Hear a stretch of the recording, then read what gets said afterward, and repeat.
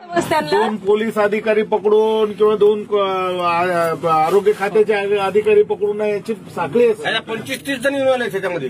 हे मोठं ढाकलं. ती निडर होती हो, ती निडर होती, स्वाभिमानी होती. ह्यांना दबली नाही. अनफिट लिहून दे म्हटलं तर दिलं नाही. पोस्टमॉर्टम रिपोर्ट बदलून दिले नाही. ह्याच्यामुळे तिला मारल्या गेलं.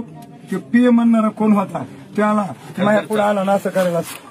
तुम्ही मॅडमचे वडील जर तुम्ही सांगा व्हीआयपी पेशंटचे जर येत असतील आरोपी गुन्हे करून आमच्या आरोपीला वाचवण्यासाठी तुम्ही फिट लिहून द्या म्हणत असाल तर मग सामान्य जनतेला न्यायच देऊ शकत नाही आम्ही. व्हीआयपी पेशंटचे जर तुम्ही आरोपींना बदलून द्या म्हटलं तर कसं नाही देणार आहेत आम्ही?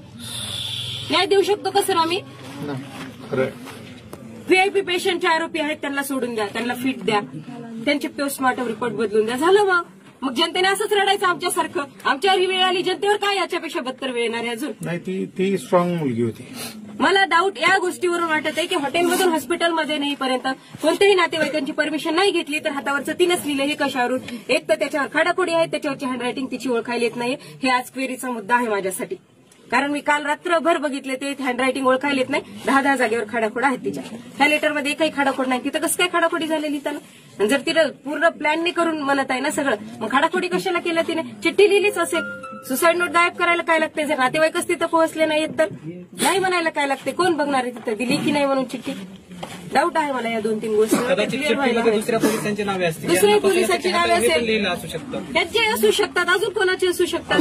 फक्त त्याच दोघांचे टाकून वेगळं केलं. आणि माझी बहीण एवढी स्ट्रॉंग आणि एवढी स्वाभिमानी हे असं मला वाटत नाही. या गोष्टी इतक्याच दोघांपुरत्या मर्यादित आहे, त्याच्यामध्ये भरपूर जण इन्व्हॉल्व आहेत.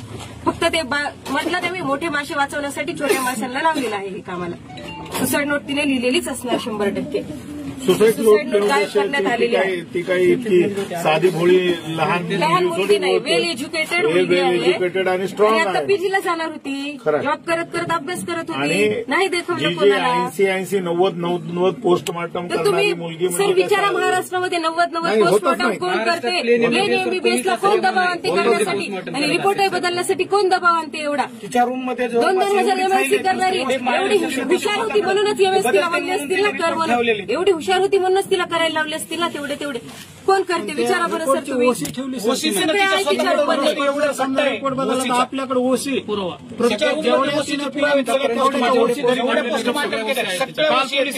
रूमचा पंचनामा केला घेतले पूर्ण ते पोस्टमॉर्टमचे रिपोर्ट तिच्याकडे एवढं मोठं. पण माझ्याशी फोनवर बोलताना सांगायची ना, फोन केला की कुठे अगं पोस्टमॉर्टम आले, थोड्या वेळाने बोलते. अरे तुझ्याकडे एवढं कसं काय, तुझ्या ड्युटीला कसं काय पोस्टमॉर्टम येतात?